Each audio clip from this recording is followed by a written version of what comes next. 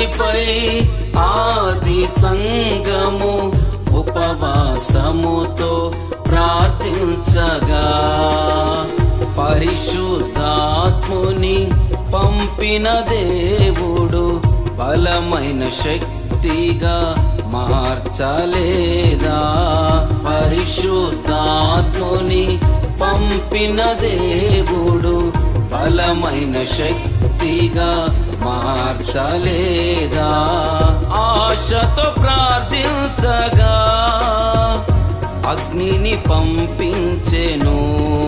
సాధ్యమే, సాధ్యమే, ఏదైనా సాధ్యమే.